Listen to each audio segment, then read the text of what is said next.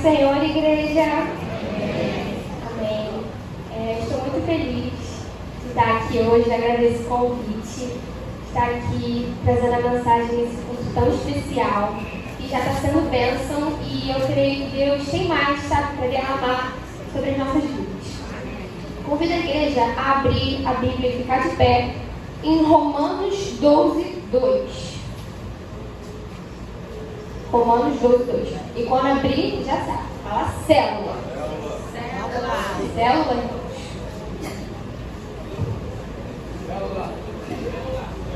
Célula. Então, isso aí. Então, vou ler. Romanos 12, 2 diz assim: não vivam como vivem as pessoas deste mundo, mas deixem que Deus os transforme por meio de uma completa mudança de mente de vocês. Assim conhecerão a vontade de Deus, isto é, aquilo que é bom, perfeito e agradável a Ele. Até aí, a igreja pode se sentar. Quando eu estava pensando em que mensagem trazer, quando eu estava meditando, o Senhor colocou no meu coração essa palavra. Esse versículo, só que especificamente o final do versículo, onde fala: para que sejam capazes de experimentar e comprovar a boa, perfeita e agradável vontade de Deus. E aí o Senhor colocou no meu coração o tema: que seja feita a sua vontade. E o Senhor me colocou no meu coração a seguinte frase: até onde a gente está disposto a ir para viver a vontade de Deus para a nossa vida? Será que a gente está disposto à renúncia? A renúncia significa a deixar aquilo que a gente gosta de fazer, a deixar amizades e relacionamentos para viver a vontade de Deus para a nossa vida? Será que a gente está disposto para viver as coisas no tempo dele? Será que a gente está disposto a viver no centro da vontade dele? Sabe, falar sobre a vontade de Deus me remete muito à prioridade. Porque você não vai viver aquilo que Deus tem para você se a sua prioridade não for Ele. E meditando sobre isso, o Senhor colocou no meu coração 3 coisas que podem servir como distração para que a gente acabe se afastando do centro da vontade dele. E eu estou aqui para te alertar que essas coisas realmente podem acabar nos tirando do foco. E o primeiro tópico fala sobre a teimosia. E meditando sobre isso, o Senhor colocou no meu coração a história de Saul. Eu vou estar contando aqui para vocês brevemente a história de Saul. E é assim: Saul, ele foi o primeiro rei de Israel, porque do povo de Israel era uma sociedade, era um governo teocrático, ou seja, Deus era o rei e líder supremo. Então, quando o povo passava por essas crises, ou passava por crises e guerras, Deus levantava juízes, levantava líderes para defender e guiar o povo. Mas Deus era ali, o líder supremo. E muitas das vezes, o povo, por não ter um rei humano, uma figura humana, acabava se voltando para ídolos. Mas mesmo assim, em sua infinita bondade e misericórdia, o Senhor continuava com eles e defendia eles, defendia as suas causas. Mas, com o passar do tempo, somando os altos e baixos dos juízes, o povo desejou ter um rei, assim como todas as nações tinham um rei, uma figura humana. E o pedido por um novo rei aconteceu durante o período de Samuel, do profeta Samuel, que foi um sacerdote e profeta e o último juiz que os israelitas tiveram. E o povo ficava nessa de pedindo um rei, e esse pedido consistia na mudança desse governo, em vez de ser um governo teocrático, de ter uma figura ali humana. E Samuel, ele já estava velho e ele acabou falhando na criação dos filhos dele.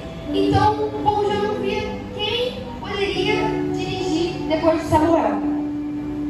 Então Saul se encontrou com Samuel numa ocasião que tinha saído à procura das jumentas do seu pai, e ele acabou encontrando Samuel, e Deus mostrou a Samuel que era aquele o escolhido para ser o rei de Israel.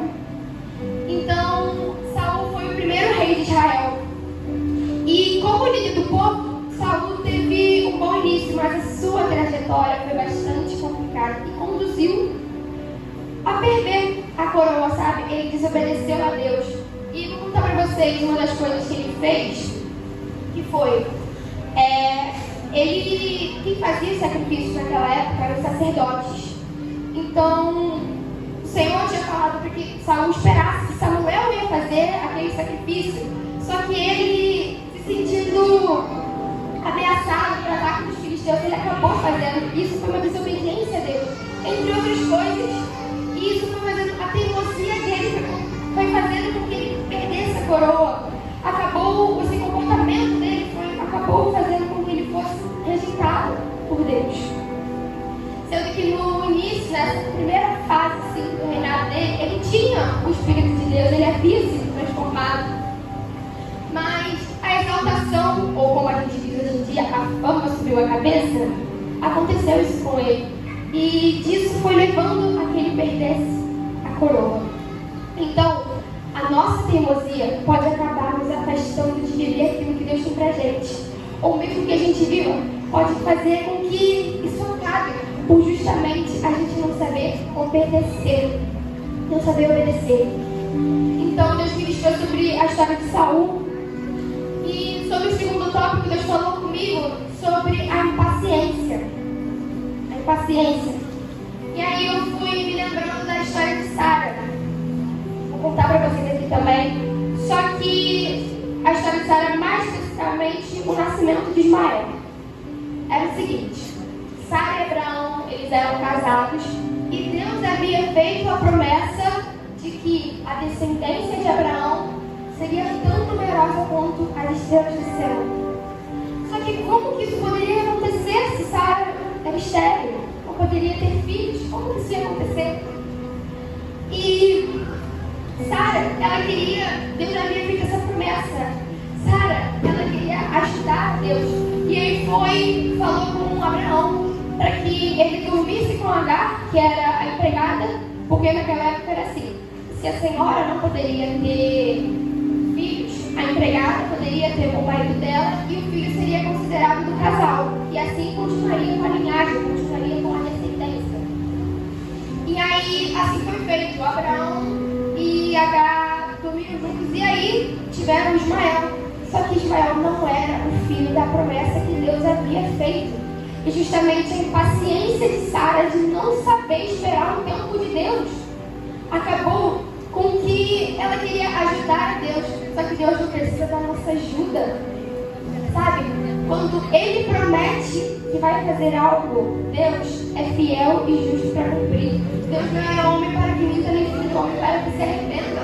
Então, se Ele prometeu que ia dar o filho a Abraão e Sara, que a descendência seria tão numerosa quanto as estrelas do céu, não havia por que Sara interferir. Mas assim ela fez.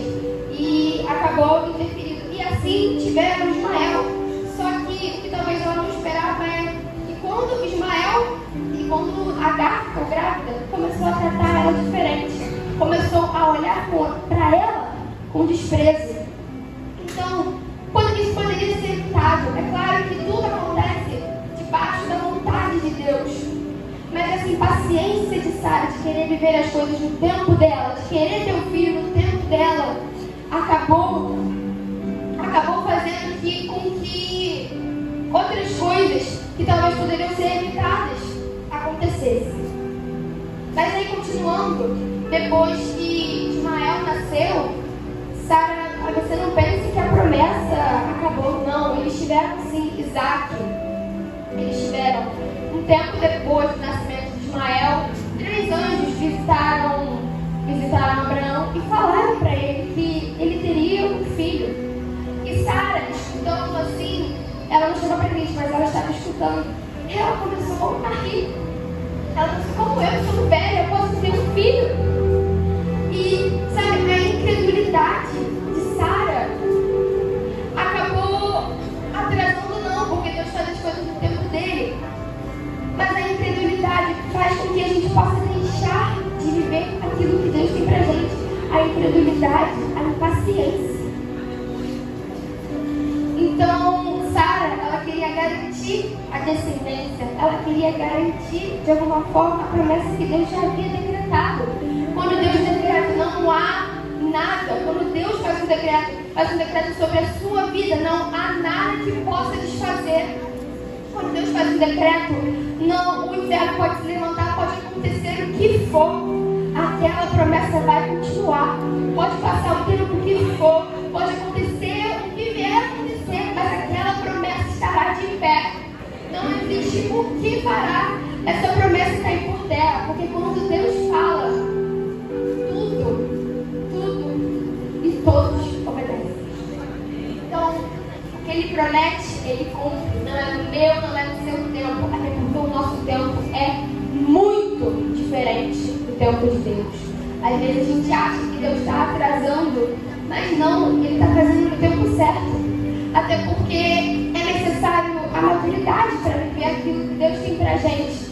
E muitas das vezes, no tempo que a gente quer viver aquilo, a gente ainda não tem essa maturidade. Sabe por quê? A gente quer tudo na nossa hora, no nosso tempo. Mas, pensa comigo, construir a sua casa na areia é bem mais rápido do que você construir na rocha. Mas, te falo uma coisa, a base não é sólida. A base não é sólida. Você pode levar menos tempo para construir, pode ser até mais fácil para construir, mas o primeiro vento, a primeira onda que vier pode acabar, porque a base não é sólida, porque não foi firmado. Diferente de construir a sua casa na rocha. A partir do momento que você constrói na rocha, aquilo está firmado. Difícil ser abatido. E esse é o problema. A nossa impaciência, ela nos faz pensar que Deus precisa da nossa ajuda para realizar algo. Mas muito pelo contrário. Como eu falei, Ele é fiel e justo para cumprir. Deus não precisa, Ele precisa apenas que a gente confie nele, que a gente confie no processo que Ele está fazendo e Ele fará. Agora, pensando sobre isso, sobre as possíveis distrações que podem nos fazer, nos tirar do caminho do Senhor, do centro da vontade do Senhor, o Senhor colocou no coração e levou a minha memória a história de Marta e Maria. E pensando sobre essa história, o Senhor colocou no meu coração de uma forma que eu nunca havia pensado sobre essa história, sobre prioridade ou a falta dela. A história de Marta e Maria se encontra lá em Lucas 10. E eu já li bastante sobre essa história, mas Deus me deu uma percepção nova. Que vou explicar para vocês rapidinho. Foi o seguinte: o Senhor ia visitar a casa de Marta e Maria. Marta e Maria são as irmãs de Lázaro, aquele que morreu mais 3 dias depois, ressuscitou. E Marta, ela estava muito preocupada com os afazeres da casa, estava preocupada para que tudo ficasse limpo, extremamente organizado para receber Jesus. Enquanto Maria, a partir do momento que Jesus chegou, já estava preocupada em estar ali, ouvindo sobre a palavra, prestando atenção, ouvindo sobre os ensinamentos de Jesus. Ela estava preocupada em estar aos pés de Jesus. E falo para vocês, existem coisas que não podem esperar. Existem coisas que precisam ser priorizadas. E hoje eu venho te fazer uma pergunta. Com o que você tem investido o seu tempo? Faça essa reflexão. Com o que você tem investido o seu tempo? Do que adianta a gente falar que Marta não estava prestando atenção no principal, que é Jesus? Porque quando Jesus estava lá e Maria estava aos pés de Jesus, escutando sobre o que ele estava falando, Marta chega e fala para que o Senhor repreenda Maria, fale para Maria levantar e ajudar Marta nos afazeres da casa. Mas não, o Senhor não faz isso. O Senhor fala para Marta que Maria está escolhendo a melhor parte e essa que não pode ser tirada dela. Maria está escolhendo a melhor parte. Então, do que adianta a gente falar que Marta estava ali, mas não estava prestando atenção no principal, que é Jesus, sendo que muitas vezes a gente não se diferencia de Marta, só a distração que muda. A distração dela era querer a casa em perfeito estado para receber Jesus. A nossa distração hoje em dia pode ser o celular, computador, televisão, trabalho, a rotina caótica, as nossas tarefas diárias. Apenas a distração muda.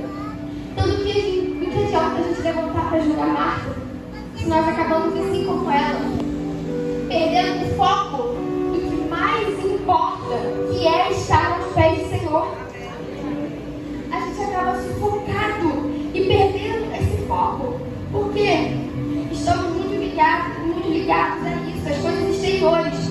Mas, gente, tem que haver um tempo em que você tem que haver um tempo de despertamento.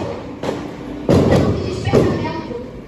Poxa, se tem percebido a semana está difícil, mas não deixa de ter um momento com o Senhor. Ele está sempre ali pra gente. E às vezes a gente acaba colocando ele em segundo lugar. Então, as duas irmãs trazem coisas para nos ensinar. Maria, ela nos ensina que estar na presença do Senhor Jesus deve ser a nossa maior prioridade. A nossa maior prioridade. Maria é até repreendida por Marta, por estar ali sentada aos pés do Senhor estudando. Só que ela estava tendo uma oportunidade única de estar ali com o Senhor. E Marta, talvez por a prioridade dela naquele momento não está sendo Jesus. Ela não percebeu isso. As distrações desse mundo não devem tirar o nosso foco do que mais importa e do que deve ser a nossa prioridade, que é Jesus. Estar na presença de Jesus deve ser a nossa maior prioridade. Sabe, Marta, ela estava tão preocupada com os afazeres. E ela também me ensina uma coisa, ela me ensina a ter zelo e dedicação, principalmente com as coisas do Senhor. Até porque ela estava arrumando a casa, preparando tudo para receber Ele. Então, também aprendo isso com ela, que a gente deve ter dedicação com as coisas do Senhor.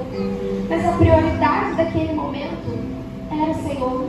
Então, a gente não pode deixar que as coisas externas, que as coisas terrenas tirem o nosso foco.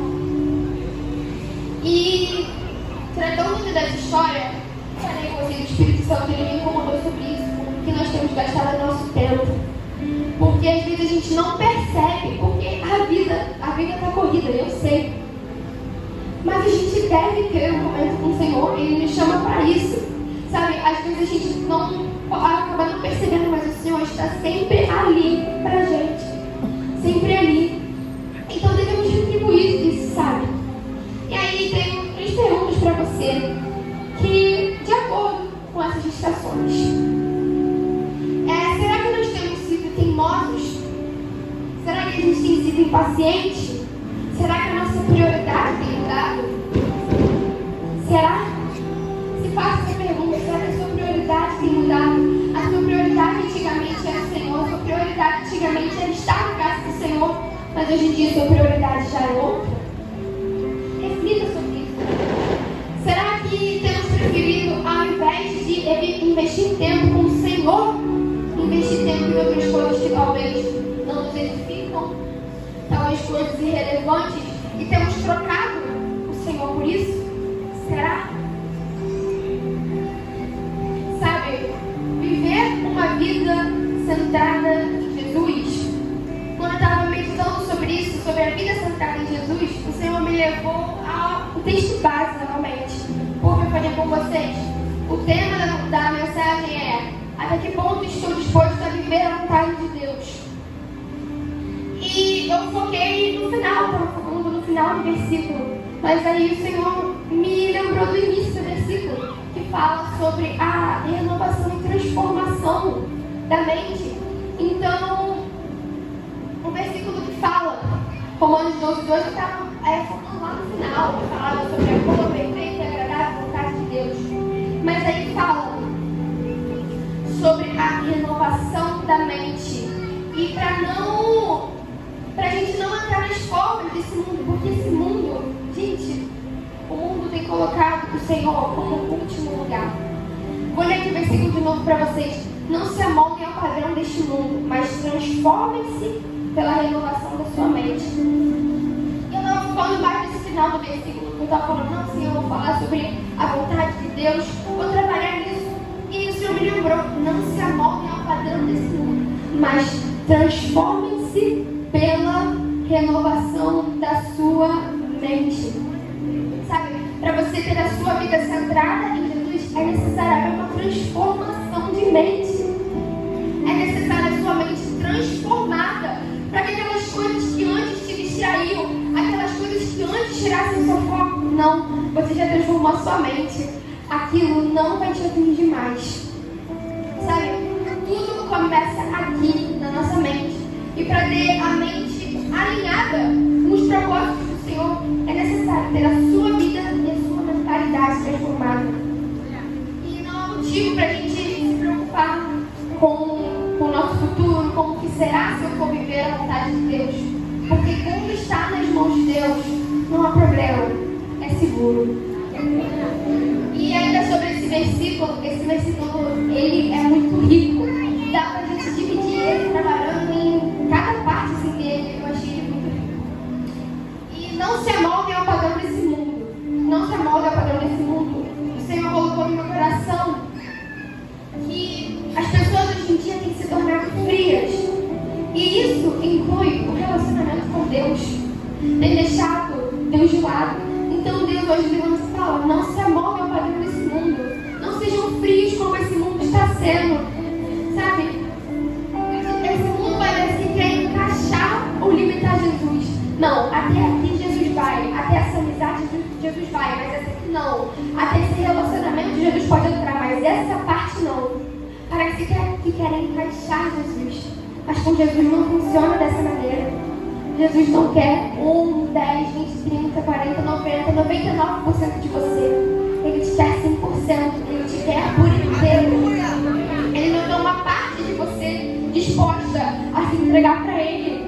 Mas Ele quer você por completo para se entregar para Ele. Você por completo para viver a vontade dEle. Não quer que a sua entrega seja limitada, mas que é um verdadeiro fogo do Espírito Santo sobre você, um verdadeiro fogo sobre a sua vida. O Senhor nos chama para isso. Ele não nos chama para viver um relacionamento frio com Ele, um relacionamento morno com Ele, até porque o morno, que Apocalipse fala que o morno será vomitado. Então também não te chamou para isso, mas Ele te chamou para viver um relacionamento de puro fogo, um relacionamento onde a cada dia mais estará se renovando as suas experiências com Ele, um relacionamento onde Ele será a prioridade. É necessário estabelecer prioridades, senão você se perde. E como eu disse, para você viver os planos do Senhor para a sua vida, para a sua vida estar centrada nele, Ele deve ser a sua prioridade. Mateus 6:33, buscai o reino de Deus e sua justiça, e tudo vos será acrescentado. É só isso. Você não precisa ficar preocupado com as coisas, preocupado com o seu futuro. O Senhor já te basta. O Senhor já te basta.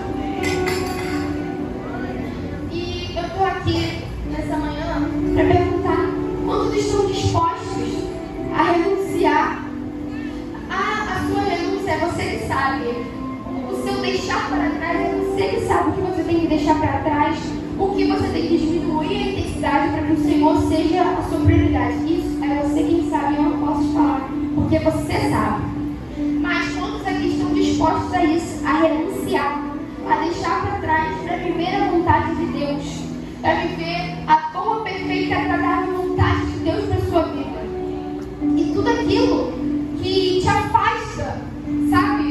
Que você tem colocado como a sua prioridade, tem abaixado Jesus. E você está disposto a renunciar isso? Você está disposto a se entregar por completo? Como eu disse, o Senhor não te quer por partes, mas Ele quer você por completo. O Senhor, Ele quer ter um verdadeiro relacionamento com você. Sabe, o Senhor nos chama para isso. É dentro desse tempo da gente não agir mais com frieza, mas é tempo de despertar. O Senhor, Ele tem me chamado para isso, a viver um relacionamento com Ele, sabe? A início de prioridade é sempre priorizar Ele, porque o Senhor sempre nos prioriza. O Senhor sempre tem nos priorizado. E por que a gente não priorizaria Ele? Então, eu convido você aqui na frente, você que sentiu que o Espírito Santo falou com você, você que busca colocar o Espírito Santo como a sua prioridade, você que percebe que não tem mais colocado como deveria, mas você que busca reacender essa chama novamente, você que busca ter um relacionamento com o Senhor. Então, convido a igreja a ficar de pé, convido o louvor também. Glória a Deus. Sabe, é hora de mudar. É hora de deixar para trás aquilo que tem te afastado de estar centrado no Senhor. Então, você que entendeu essa mensagem, você quer mudar, você quer aquilo que tem te tirado do foco, você quer deixar para trás. Pode ser a teimosia, a impaciência ou a falta de prioridade com o Senhor, entre outras coisas que você sabe. Se você sentiu que o Espírito Santo falou com você, vem aqui na frente para ter um momento com Ele, para estar falando para Ele aquilo que tem te tirado do foco, aquilo que tem te tirado do centro da vontade dEle. Você sabe o que é? Vem aqui e fale com o Senhor. O Senhor quer escutar. O Senhor está sempre pronto a nos escutar. Então, convido a intercessão também para estar aqui na frente. Então venha, o Senhor quer falar com você. O Senhor quer fazer algo novo em sua vida. Então, não deixe o medo de parar. Não deixe o medo de parar, a vergonha de parar. Mas esteja sensível à voz do Senhor, porque o Senhor está falando. O Senhor está falando. Então, não deixe de estar sensível à voz do Senhor. Então, convido você a vir aqui na frente.